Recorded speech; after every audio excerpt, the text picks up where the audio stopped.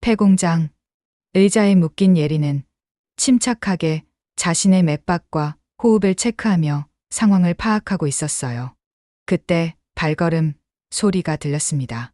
형님, 밖에서 이상한 소리가 나는데요? 멀리서 헬리콥터 소리가 점점 가까워졌어요. 아씨, 뭐야? 경찰이야? 태준의 목소리에 당황이 섞였습니다. 미친! 형님, 건물 주변에 사람들이 모여요! 바로 그때 당신들은 포위됐습니다. 인지를 풀어주고 나오세요. 현수 소방서장의 차분하지만 단호한 목소리가 확성기를 통해 울려 퍼졌어요. 태준의 얼굴이 창백해졌습니다.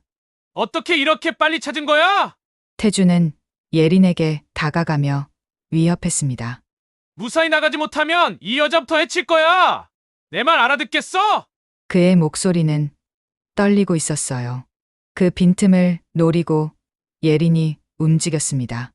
의대에서 배운 해부학 지식으로 밧줄의 약한 부분을 찾았습니다. 조금씩 손목을 비틀어 풀기 시작했어요. 태준과 부하들은 박 상황에만 집중하고 있었습니다. 예린의 움직임을 전혀 눈치채지 못했어요. 현수가 팀원들과 수신호를 주고받았어요. 지금이야. 연기탄과 함께 구조팀이 여러 방향에서 동시에 진입했습니다. 태준 일당은 갑작스러운 상황에 완전히 당황했어요. 그 혼란 속에서 예린이 밧줄을 완전히 풀었습니다. 여기에요. 몇 분 후 모든 것이 끝났어요. 예린이 안전하게 구조되고 미영이 달려와 딸을 끌어안았습니다. 예린아, 정말 미안해. 엄마 때문에. 괜찮아요, 엄마. 이제 다 끝났어요. 26년 전 아버지가 미영을 구했고 이제 현수가 미영의 딸을 구했습니다. 운명의 고리가 완성되는 순간이었어요. 밤 10시가 넘은 시외버스는 고속도로를 달리고 있었습니다. 지방 출장을 마치고 서울로 돌아가는 승객들은 대부분 잠에 빠져 있었어요. 버스 안은 조용했고 가로등 불빛만이 창문 너머로 스쳐 지나갔습니다. 뒷좌석에서 웃음소리가 들려왔어요. 사복을 입은 3명의 남자가 맥주캔을 기울이며 이야기를 나누고 있었습니다. 맨 앞에 앉은 남자는 윤태준이었어요. 28살의 그는 겉보기에는 평범한 말년휴가 나온 군인 같았습니다. 하지만 그의 눈빛에는 무언가 차가운 기운이 서려 있었어요. 형, 군대 끝나면 바로 회사로 들어가시죠? 옆에 앉은 서민호가 조심스럽게 물었습니다. 26살인 그는 어린 시절부터 태준과 함께 자란 친구였어요. 아니, 정확히는 친구라기보다는 주종 관계에 가까웠습니다. 당연하지. 아버지가 기다리고 계시거든. 태준의 목소리에는 특별한 감정이 섞여 있었어요. 그의 아버지는 태양건설의 회장이었습니다. 겉으로는 평범한 건설회사였지만 그 이면에는 일반인들이 모르는 어두운 세계가 숨어 있었어요. 세 번째 남자인 김대웅이 맥주를 한 모금 마시며 말했습니다. 1년 반이 길었는데 이제 진짜 끝이네요. 대웅도 27살로 역시 태준과 어린 시절부터 함께했던 사이였어요. 세 사람은 동반 입대를 했지만 그들의 관계는 단순한 친구 사이가 아니었습니다. 태준이 조폭 기업의 후계자라면 민호와 대웅은 그의 친이 되었어요. 버스가 휴게소를 지나쳐갈 때 태준의 시선이 앞쪽 좌석에 멈췄습니다. 군복을 입은 젊은 여성이 혼자 앉아 있었어요. 24살의 이수진 소위였습니다. 그녀는 부대 업무로 지방에 다녀오는 길이었어요. 수진은 조용히 창밖을 바라보며 음악을 듣고 있었습니다. 이어폰에서 새어나오는 작은 소리만이 그녀의 존재를 알려주고 있었어요. 그녀는 진지한 표정으로 무언가를 생각하고 있었습니다. 제법 예쁘장한 수진의 얼굴에 태준의 입가로 비릿한 미소가 떠올랐어요. 술 기운이 올라온 그는 갑자기 자리에서 일어났습니다. 요즘은 아가씨들도 군대에 오나? 그의 목소리가 조용한 버스 안에 울려 퍼졌어요. 몇몇 승객들이 고개를 돌려 뒤를 바라봤지만 곧 시선을 피했습니다. 아무도 개입하고 싶어 하지 않았어요. 수진이 이어폰을 빼고 뒤를 돌아봤습니다. 태준과 눈이 마주쳤어요. 그녀의 눈빛은 차분했지만 경계심이 느껴졌습니다. 뭔가 문제라도 있나요? 수진의 목소리는 단호했어요. 하지만 태준은 그것을 도전으로 받아들였습니다. 그는 천천히 수진에게 다가갔어요. 문제? 별로 없는데? 그냥 신기해서 그래? 요즘 군대가 많이 변했나 봐. 태준의 말투에는 조롱이 섞여 있었어요. 민호와 대웅도 자리에서 일어나 태준 뒤로 따라왔습니다. 그들의 움직임은 자연스러웠지만 어딘가 위협적이었어요. 버스 기사는 백미러로 뒤쪽 상황을 지켜보고 있었습니다. 하지만 운전 중이라 직접 개입하기는 어려웠어요. 다른 승객들도 불안한 표정으로 상황을 지켜봤지만 아무도 나서지 않았습니다. 좀 조용히 하시면 안 될까요? 다른 승객들이 자고 있어요. 수진이 침착하게 말했어요. 하지만 태주는 오히려 더 가까이 다가갔습니다. 그의 숨에서 술 냄새가 났어요. 우리가 뭘 잘못했다고? 그냥 대화나 좀 해보자는 건데 말이야. 그의 뱀 같은 시선이 수진의 몸 곳곳을 훑었습니다. 수진의 봉긋한 가슴에 멈춘 태준의 목 울대가 크게 한 번 움직였습니다. 그가 비릿하게 웃으며 말했어요. 어때 아가씨? 기왕이면 남녀 간의 몸의 대화 위주로 나눴으면 싶은데. 태준의 목소리가 점점 커졌어요. 그는 수진의 어깨 근처로 손을 뻗었습니다. 수진은 몸을 뒤로 물렸지만 소용없었어요. 태준이 강제로 수진의 어깨를 잡았고 수진은 태준의 손길을 뿌리치기 위해 계속해서 어깨를 뒤틀었습니다. 바로 그때였습니다. 버스 문이 열리면서 새로운 승객이 올라탔어요. 50대 초반으로 보이는 여성이었습니다. 그녀는 평범한 운동복을 입고 있었고 겉으로는 일반적인 중년 여성처럼 보였어요. 하지만 그녀의 눈빛은 뭔가 달랐습니다. 52살의 강미영은 버스에 오르자마자 상황을 파악했어요. 오랜 군 생활로 단련된 그녀의 직감이 작동했습니다. 미영은 조용히 통로를 따라 걸어가며 상황을 관찰했어요. 태준과 그의 일행, 그리고 곤란한 상황에 처한 수진. 모든 것이 한눈에 들어왔습니다. 그만하시죠. 미영의 목소리는 낮았지만 단호했어요. 버스 안의 모든 시선이 그녀에게 집중되었습니다. 태준이 고개를 돌려 미영을 바라봤어요. 아줌마가 뭔데 끼어들어? 태준의 말투가 거칠어졌어요. 하지만 미영은 전혀 위축되지 않았습니다. 오히려 그녀의 눈빛이 더욱 날카로워졌어요. 미영은 천천히 태준에게 다가갔습니다. 그녀의 걸음걸이에는 특별한 기운이 있었어요. 오랜 훈련으로 몸에 밴 군인의 자세였습니다. 지금 당장 손을 놓으세요. 미영의 목소리에는 명령하는 듯한 권위가 담겨 있었어요. 태준은 잠시 당황했지만 곧 화가 났습니다. 그는 미영의 목을 잡으려고 손을 뻗었어요. 바로 그 순간 상황이 급변했습니다. 미영이 움직였어요. 그녀의 동작은 빠르고 정확했습니다. 태준의 손목을 잡고 순식간에 비틀었어요. 태준이 아픔에 비명을 질렀습니다. 아! 민호와 대웅이 깜짝 놀라며 미영에게 달려들었어요. 하지만 그들도 순식간에 제압당했습니다. 미영의 움직임은 마치 춤을 추는 것 같았어요. 정확하고 효율적이었습니다. 10초도 안 되어 세 남자가 모두 바닥에 쓰러져 있었어요. 승객들은 믿을 수 없다는 표정으로 이 광경을 지켜봤습니다. 수진이 자리에서 일어나 미영에게 다가갔어요. 그녀의 눈에는 놀라움과 감사가 섞여 있었습니다. 정말 감사합니다. 수진이 고개를 숙여 인사했어요. 그때 그녀는 미영의 자세와 움직임에서 무언가 익숙한 것을 느꼈습니다. 분명 군인이었어요. 그것도 상당한 실력을 가진. 미영이 수진을 바라보며 부드럽게 미소 지었어요. 괜찮으세요? 네, 덕분에 괜찮습니다. 두 사람이 대화를 나누는 동안 태준 일행은 부상을 입은 채로 일어났어요. 그들의 얼굴에는 분노와 수치심이 뒤섞여 있었습니다.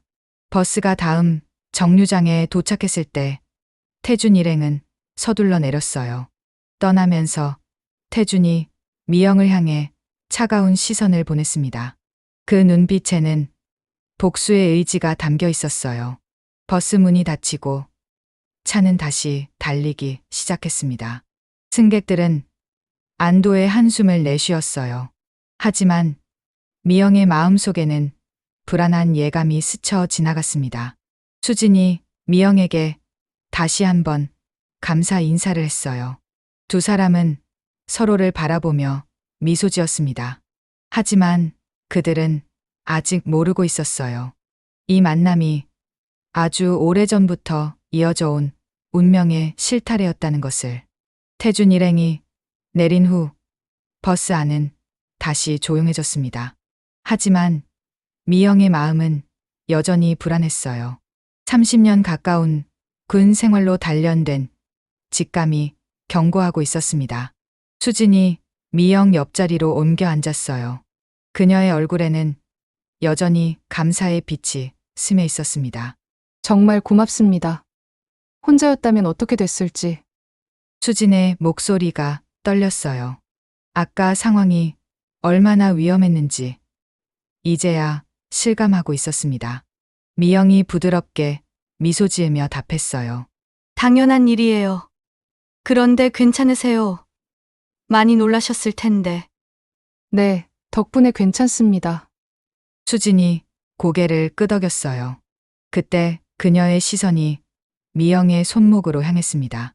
뭔가 익숙한 것을 발견한 듯한 표정이었어요. 미영도 수진의 시선을 따라 자신의 손목을 내려다봤습니다.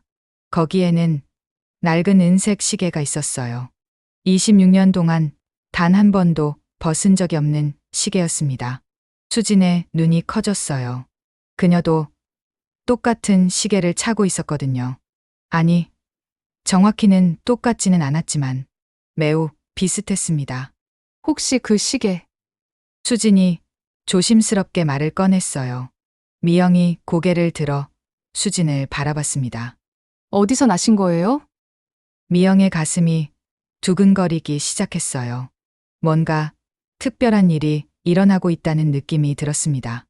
26년 전에 어떤 분께 받았어요. 미영의 목소리가 작아졌어요. 그 기억은 그녀에게 너무나 소중한 것이었습니다. 수진이 자신의 손목을 보여주었어요. 거기에도 비슷한 은색 시계가 있었습니다. 조금 더 작고 여성스러웠지만 분명히 같은 스타일이었어요. 저도 가족으로부터 물려받은 거예요. 돌아가신 외할아버지의. 수진의 말이 끝나기도 전에 미영의 가슴 속에서 무언가가 터져 나왔습니다. 26년 전의 기억이 물밀듯이 밀려왔어요. 1998년 봄이었습니다. 25살의 미영 소위는 강원도 대형 산불 진압 작전에 투입되었어요. 며칠째 계속된 화재로 산 전체가 지옥 같았습니다. 그날도 미영은 다른 부대원들과 함께 산길을 올라가고 있었어요. 갑자기 바람이 바뀌면서 불길이 그들 쪽으로 향했습니다. 대피! 빨리 대피해! 선임의 외침이 들렸지만 이미 늦었어요. 산사태가 일어났습니다. 미영은 떨어지는 바위에 발목을 다치며 다른 부대원들과 떨어졌어요.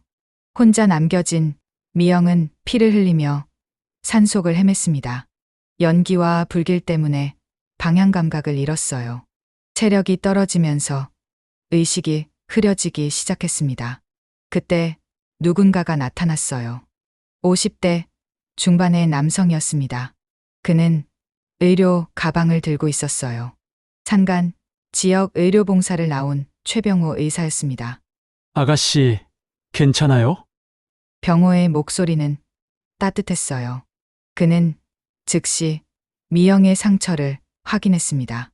이거 심각한데요. 빨리 치료해야 합니다. 병호는 미영을 산속 임시 진료소로 옮겼어요. 작은 오두막이었지만 필요한 의료 장비는 다 있었습니다. 3일 동안 병호는 미영을 정성껏 돌봤어요.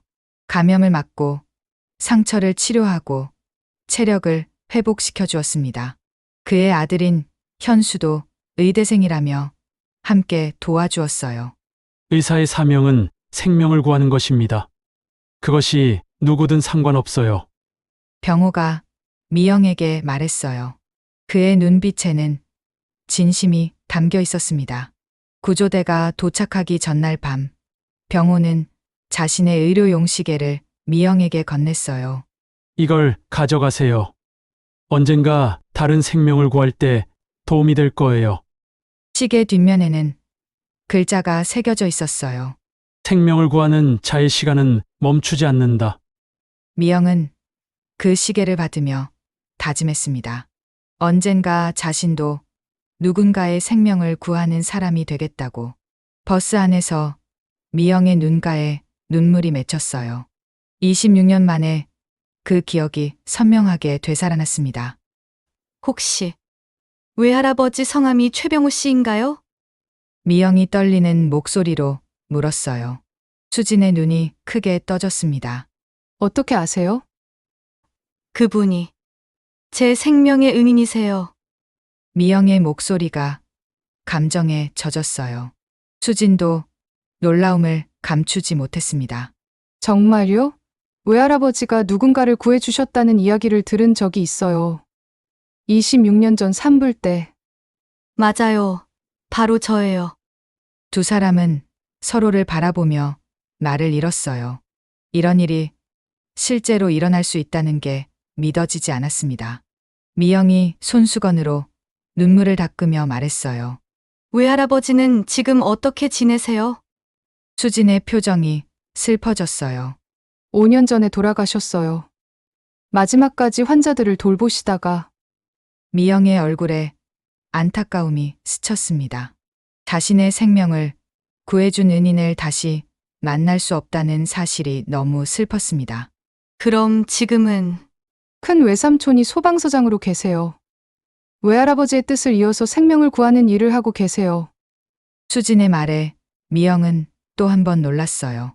최병호의 정신이 대를 이어 계속되고 있었던 거예요.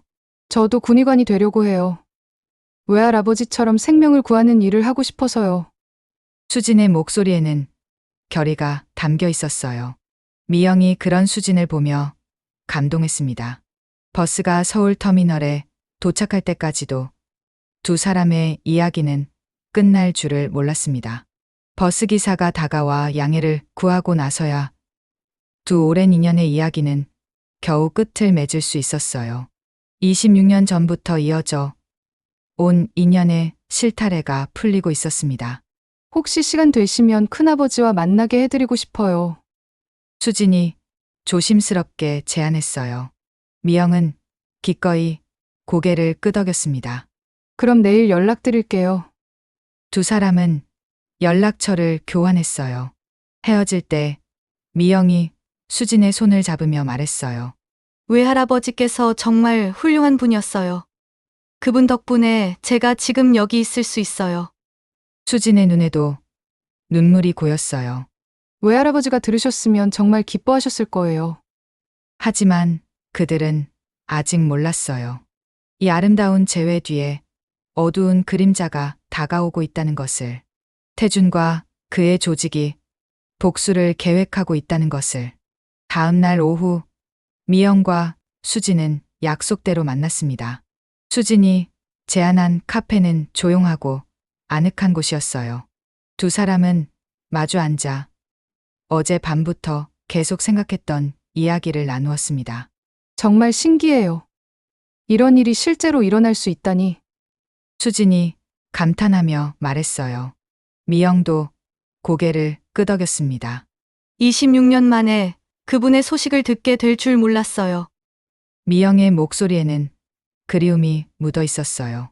그때 수진의 휴대폰이 울렸습니다. 외삼촌이세요. 지금 오고 계신다고 하네요. 10분 후 카페 문이 열리며 50대 초반의 남성이 들어왔어요. 최현수 소방서장이었습니다. 그는 단정한 정장 차림에 든든한 인상을 주는 사람이었어요. 미영을 보는 순간 현수의 얼굴에 놀라움이 스쳐 지나갔습니다. 어디선가 본 듯한 느낌이 들었어요. 안녕하세요. 미영이 일어나서 정중하게 인사했습니다. 현수도 악수를 청하며 답했어요. 처음 뵙겠습니다. 수진이가 많이 이야기해줬어요. 현수의 마음속에는 의문이 생겼습니다. 분명 어디선가 본 얼굴 같은데 언제였을까요? 수진이 26년 전 이야기를 자세히 설명했어요.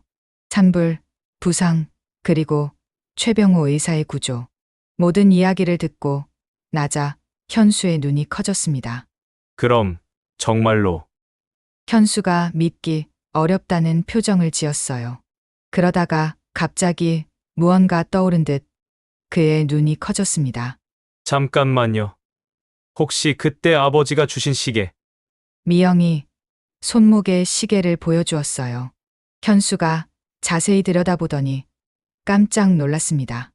맞아요. 이거 아버지 시계 맞아요. 현수의 목소리가 흥분으로 떨렸어요. 그는 26년 전 그날을 기억하고 있었습니다. 의대생이던 자신도 아버지를 도와 미영을 치료했었거든요. 아버지가 구해오셨을 때는 상태가 말이 아니셔서 전혀 못 알아봤습니다. 그리고 벌써 26년이나 지난 일이니까요. 이 시계를 보고 나서야 소희님의 얼굴이 어렴풋이 기억이 나는 것도 같네요. 현수의 눈가에 눈물이 맺혔어요. 돌아가신 아버지의 기억이 되살아났습니다. 세 사람은 한동안 감격에 빠져 있었어요. 26년이라는 긴 시간을 뛰어넘은 만남이었습니다. 하지만 그들이 감동적인 재회를 나누고 있을 때 다른 곳에서는 어두운 일이 벌어지고 있었어요. 서울 강남의 한 고급 빌딩. 태양건설 회장실에서 윤태주는 아버지 앞에 서 있었습니다. 그의 얼굴에는 어제의 상처가 남아 있었어요. 무슨 일이냐? 윤 회장의 목소리는 차가웠습니다. 60대 중반인 그는 30년 동안 조직을 이끌어온 베테랑이었어요. 겉으로는 건설업체 회장이지만 그 뒤에는 거대한 조직이 있었습니다. 아버지, 어제 어떤 여자가 태준이 버스에서 일어난 일을 설명했어요. 하지만 자신의 잘못은 숨기고 모욕당한 부분만 강조했습니다. 윤 회장의 얼굴이 점점 굳어졌어요. 우리 조직의 후계자가 그런 수모를 당했다고? 네, 아버지, 그냥 넘어갈 수 없습니다. 태준의 목소리에 분노가 섞여 있었어요. 윤 회장은 잠시 생각에 잠겼습니다. 그 여자가 누구인지 알아보자. 몇 시간 후 윤 회장의 책상 위에는 미영에 대한 자료가 놓여 있었어요. 조직의 정보망이 수집한 것들이었습니다. 육군 투스타 사단자 강미영. 윤 회장이 자료를 보며 중얼거렸어요. 그의 눈빛이 차가워졌습니다. 높은 사람이네. 하지만 우리를 건드린 건 실수였어. 태준이 아버지를 바라봤어요. 복수의 기대감이 그의 눈에 떠올랐습니다. 딸이 하나 있구나. 의대생이고. 윤 회장이 강예린의 사진을 보며 말했어요. 태준의 입가에 비웃음이 떠올랐습니다. 아무리 군인이라도 딸 앞에서는 무력하겠죠? 그래 하지만 조심해야 한다. 상대가 상대인 만큼 완벽하게 해야 해. 윤 회장은 조직의 베테랑답게 신중했어요. 하지만 복수 의지만큼은 확고했습니다. 며칠 후 예리는 평소와 같이 대학 도서관에서 공부하고 있었어요. 의대본과 2년 차인 그녀는 시험 준비로 바빴습니다. 밤 10시가 넘어서야 예리는 도서관을 나섰어요. 평소보다 늦은 시간이었지만 공부할 것이 너무 많았거든요. 캠퍼스는 조용했고 가로등만이 길을 밝히고 있었어요. 예리는 이어폰을 끼고 음악을 들으며 후문으로 향했습니다. 그때였습니다. 갑자기 검은색 승용차 한 대가 그녀 앞에 멈췄어요. 차에서 2명의 남자가 내렸습니다. 예리는 본능적으로 위험을 감지했어요. 뒤로 물러서려 했지만 뒤에서도 다른 남자가 나타났습니다. 조용히 따라와. 남자 중 하나가 낮은 목소리로 말했어요. 예린의 심장이 빠르게 뛰기 시작했습니다. 누구세요? 뭘 원하는 거예요? 예린이 떨리는 목소리로 물었어요. 하지만 남자들은 대답하지 않았습니다. 예린이 도망치려 했지만 남자들이 더 빨랐어요. 그들은 전문가답게 움직였습니다. 예린의 입을 막고 차에 태우는데 채 1분도 걸리지 않았어요. 검은 승용차는 캠퍼스를 벗어나 어둠 속으로 사라졌습니다. 현장에는 예린의 가방과 휴대폰만 남겨져 있었어요. 다음 날 아침, 미영은 딸과 연락이 안 된다는 것을 알았습니다. 평소 매일 아침 안부 문자를 보내던 예린에게서 연락이 없었어요. 처음에는 늦잠이거나 바쁠 거라고 생각했어요. 하지만 오전 내내 전화를 해도 받지 않자 불안해지기 시작했습니다. 미영이 예린의 대학에 전화를 걸었을 때 충격적인 소식을 들었어요. 어제 밤 후문에서 가방과 휴대폰이 발견됐다고 하는데요. 미영의 얼굴이 창백해졌어요. 온몸에 소름이 돋았습니다. 바로 그때 미영의 휴대폰에 문자가 도착했어요. 모르는 번호였습니다. 딸을 돌려받고 싶으면 조용히 해라. 연락을 기다려라. 미영의 손이 떨렸어요. 30년 가까운 군 생활에서도 느껴보지 못한 공포였습니다. 자신의 일이 아니라 딸의 일이었거든요. 미영은 즉시 현수에게 전화를 걸었어요. 현수 씨, 도와주세요. 예린이가 미영의 목소리가 떨렸어요. 현수는 전화 너머로도 상황의 심각성을 느꼈습니다. 지금 바로 갑니다. 진정하시고 경찰에 신고부터 하세요. 현수의 목소리는 차분했지만 단호했어요. 20년 넘게 소방서장으로 일하면서 쌓인 경험이 발휘되는 순간이었습니다.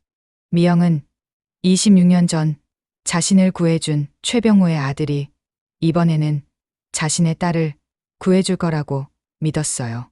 하지만 마음속 불안은 쉽게 가라앉지 않았습니다. 시간은 흘러가고 있었고 예린은 어딘가에서 위험에 처해 있었어요. 미영의 가슴은 찢어질 것 같았습니다. 현수는 미영의 전화를 받자마자 모든 일정을 취소했습니다. 20년 넘게 소방서장으로 일하면서 쌓인 경험이 말하고 있었어요. 이건 단순한 실종 사건이 아니었습니다. 소방서에 도착한 현수는 즉시 팀을 구성했어요. 가장 믿을 만한 부하들을 불러 모았습니다. 긴급 상황이다. 지금부터 비공식 작전에 들어간다. 현수의 목소리는 단호했어요. 부하들의 표정이 진지해졌습니다.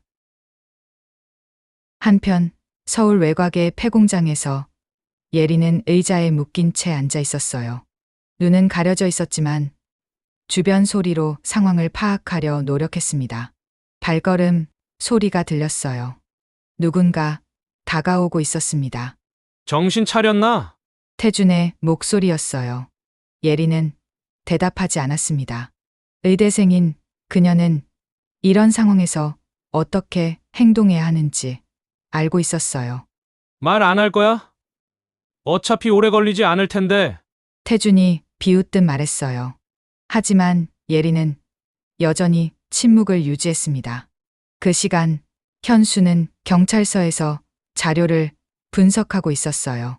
CCTV 영상, 휴대폰 기지국 정보, 모든 것을 검토했습니다. 여기서 신호가 끊어졌네요. 수사팀 직원이 지도를 가리키며 말했어요. 서울 외곽의 공단 지역이었습니다. 현수의 눈이 그 지역에 고정되었어요. 30년 동안 이 지역에서 일하면서 알게 된 직감이 작동했습니다. 이 근처에 폐공장들이 많아. 하나씩 확인해 보자. 미영은 집에서 초조하게 기다리고 있었어요. 아무것도 할 수 없다는 무력감이 그녀를 짓눌렀습니다. 30년 가까운 군 생활에서도 이런 감정은 처음이었어요. 휴대폰이 울렸어요. 현수였습니다. 미영 씨, 범위를 좁혀가고 있어요. 곧 소식 드릴게요. 고맙습니다. 정말 고마워요. 미영의 목소리에 눈물이 섞여 있었어요. 현수는 그 마음을 충분히 이해했습니다. 수진도 부대에서 휴가를 내고 수색에 참여했어요. 그녀는 미영과 함께 현수의 지휘본부에 있었습니다. 꼭 찾을 거예요. 외할아버지가 사단장님을 구해주신 것처럼.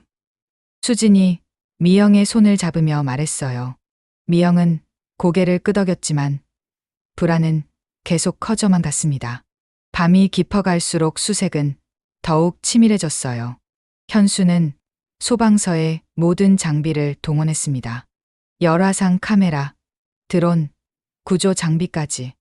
3구역에서 수상한 움직임 포착했습니다. 드론 조종사가 보고했어요. 현수가 즉시 모니터를 확인했습니다. 폐공장 하나에서 불빛이 보였어요. 다른 건물들은 모두 어두운데 그곳만 활동의 흔적이 있었습니다. 저기다! 현수가 확신에 찬 목소리로 말했어요. 예리는 의자에 묶인 채로 계속해서 주변 상황을 파악하고 있었어요. 의대에서 배운 응급처치 지식이 도움이 됐습니다. 자신의 맥박과 호흡을 체크하며 컨디션을 유지했어요. 발걸음 소리가 다시 들렸어요. 이번엔 여러 명이었습니다. 형님, 밖에서 이상한 소리가 나는데요. 민호의 목소리였어요. 태준이 창문 쪽으로 다가갔습니다. 멀리서 헬리콥터 소리가 들렸어요. 점점 가까워지고 있었습니다. 뭐야? 경찰이야? 태준의 목소리에 당황이 섞였어요. 대웅이 급하게 보고했습니다. 형님, 건물 주변에 사람들이 보여요. 바로 그때였습니다. 확성기 소리가 울려 퍼졌어요. 건물이 포위됐습니다. 인지를 풀어주고 나오세요. 현수의 차분하지만 단호한 목소리였어요. 태준의 얼굴이 창백해졌어요. 상황이 완전히 꼬인 것을 깨달았습니다. 어떻게 이렇게 빨리 찾은 거야? 태준이 화를 내며 소리쳤어요. 하지만 이미 늦었습니다. 현수는 작전팀과 함께 건물에 접근하고 있었어요. 소방서의 구조 장비와 경찰의 수사 기법이 완벽하게 조합됐습니다. 열화상으로 확인했습니다. 2층에 4명, 1층에 1명 있어요. 팀원이 보고했어요. 현수는 작전을 수정했습니다. 인질의 안전이 최우선이다. 조심스럽게 접근하자. 예리는 소음과 함께 상황이 바뀌고 있다는 걸 느꼈어요. 구조대가 온 것 같았습니다. 하지만 아직 안심할 수는 없었어요. 태준이 예린에게 다가왔어요. 그의 손에는 위험한 것이 들려 있었습니다. 나가면 이 여자부터 죽일 거야. 알아들어? 태준이 밖을 향해 소리쳤어요.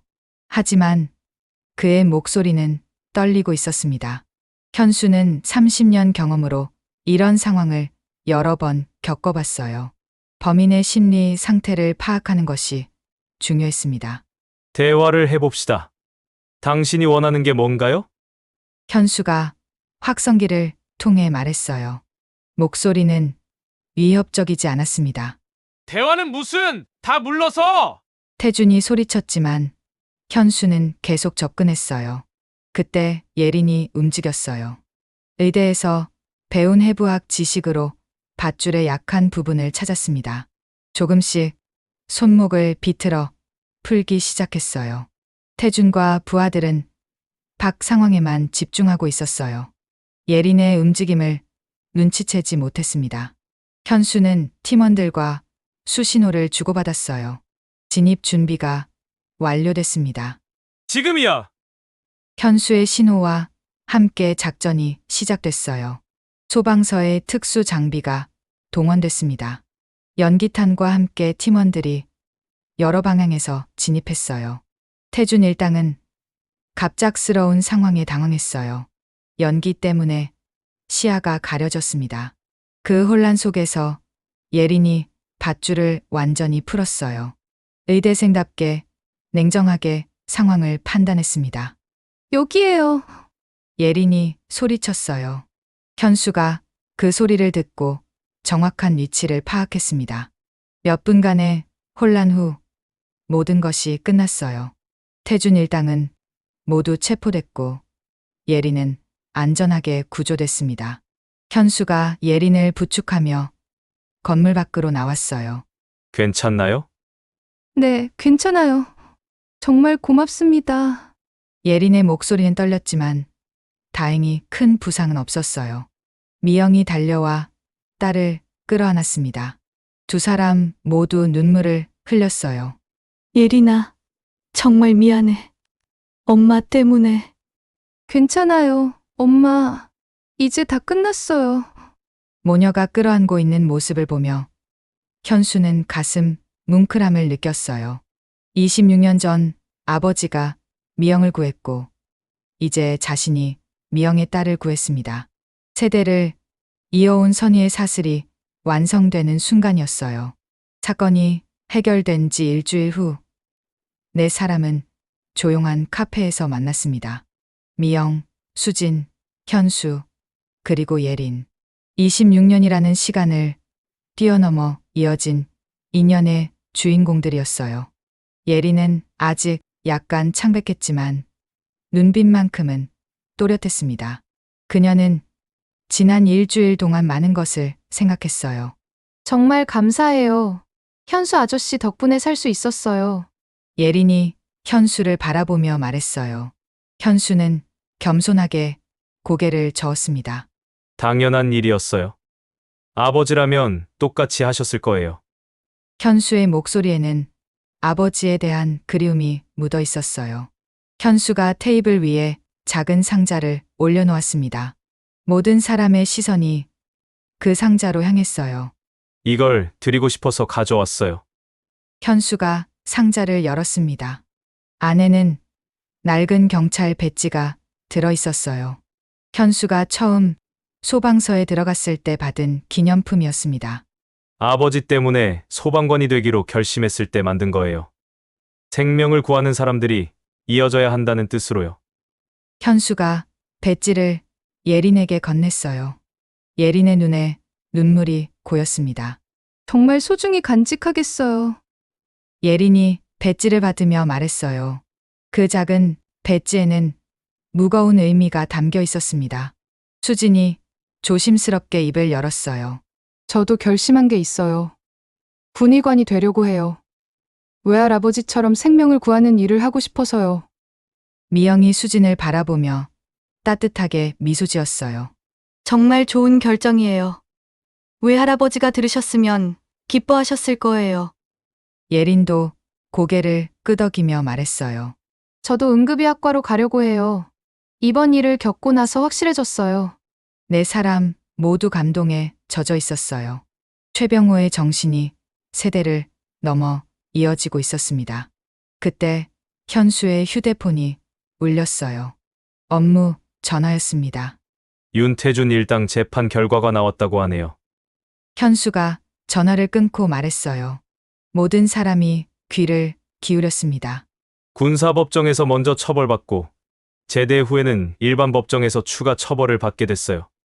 미영이 안도의 한숨을 내쉬었어요. 다행이에요. 이제 정말 끝난 거네요. 하지만 중요한 것은 처벌이 아니었어요. 이 모든 일을 통해 내 사람이 더 깊은 유대감을 갖게 된 것이었습니다. 현수가 창밖을 바라보며 말했어요. 아버지가 살아계셨다면 정말 기뻐하셨을 텐데요. 당신이 구한 사람이 이렇게 훌륭한 분이었다는 걸 아시면요. 미영의 눈가에 다시 눈물이 맺혔어요. 저야말로 그분께 너무 감사해요. 그분이 아니었다면 지금의 제가 없었을 거예요. 수진이 미영의 손을 잡았어요. 외할아버지의 마음이 사단장님을 통해 저희에게까지 전해진 것 같아요. 예린도 이야기에 참여했어요.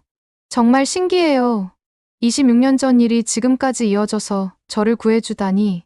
네 사람은 서로를 바라보며 웃었어요. 우연처럼 보이지만 필연이었던 만남이었습니다. 며칠 후, 네 사람은 최병호의 묘소를 찾았습니다. 조용한 공원 묘지였어요. 묘비에는 간단한 글귀가 새겨져 있었습니다. 생명을 구하는 자의 시간은 멈추지 않는다. 미영이 손목에 시계를 만지며 묘비 앞에 섰어요. 26년 동안 간직해온 마음을 전하고 싶었습니다. 선생님, 안녕하세요. 강미영입니다. 미영의 목소리가 떨렸어요. 26년 전에 저를 구해주신 덕분에 여기까지 올 수 있었어요. 정말 감사합니다. 현수도 아버지 앞에서 마음을 전했어요. 아버지가 구해주신 분을 만났어요. 정말 훌륭한 분이세요. 수진과 예린도 각각 인사를 드렸어요. 두 젊은 여성의 마음에는 새로운 다짐이 생겼습니다. 묘소를 떠나면서 네 사람은 약속했어요. 각자의 자리에서 다른 사람을 도우며 살아가겠다고. 그로부터 1년 후, 수진은 군의관이 되기 위해 의대에 편입했어요. 군에서의 경험을 바탕으로 더 나은 의료진이 되려고 노력했습니다. 예린은 응급의학과 인턴으로 바쁜 나날을 보내고 있었어요. 응급실에서 생명을 구하는 일에 보람을 느꼈습니다. 미영은 후배 장교들을 지도하는 일에 더욱 열정을 쏟았어요. 리더십과 인성을 함께 가르쳤습니다. 현수는 여전히 소방서장으로서 시민들의 안전을 지키고 있었어요. 의료진과 소방관의 협력 시스템을 더욱 발전시켰습니다. 어느 날 저녁, 네 사람이 다시 만났어요. 이번에는 특별한 날이었습니다. 수진의 의대 입학 축하 모임이었어요. 정말 대단해요. 군인에서 의대생이 되다니. 예린이 감탄하며 말했어요. 수진은 부끄러워하며 대답했습니다. 아직 시작일 뿐이에요. 외할아버지처럼 되려면 갈 길이 멀어요. 미영이 수진을 바라보며 말했어요. 충분히 할 수 있을 거예요. 외할아버지의 피가 흐르고 있잖아요. 현수도 고개를 끄덕였어요. 아버지가 보고 계실 거다. 자랑스러워 하실 거야. 그날 밤, 네 사람은 오랫동안 이야기를 나누었어요. 각자의 꿈과 목표, 그리고 앞으로의 계획까지. 모임이 끝날 무렵, 미영이 모든 사람을 바라보며 말했어요. 정말 감사해요. 여러분 덕분에 제 인생이 더 의미 있어졌어요. 예린이 어머니의 손을 잡았어요. 저도요, 엄마. 이 모든 일을 겪으면서 진짜 중요한 게 뭔지 알게 됐어요. 수진이 마지막으로 말했어요. 외할아버지가 시작하신 선한 일이 계속 이어지고 있는 것 같아요. 현수가 고개를 끄덕이며 대답했어요. 그래요. 그리고 앞으로도 계속 이어질 거예요. 네 사람은 서로를 바라보며 미소 지었어요. 26년 전 최병호의 작은 선행이 만들어낸 기적이었습니다. 밤하늘의 별들이 그들을 내려다보고 있었어요. 마치 최병호가 하늘에서 지켜보는 것 같았습니다. 생명을 구하는 자의 시간은 정말 멈추지 않고 있었어요. 세대를 넘어 사람과 사람을 이어주며 계속 흘러가고 있었습니다.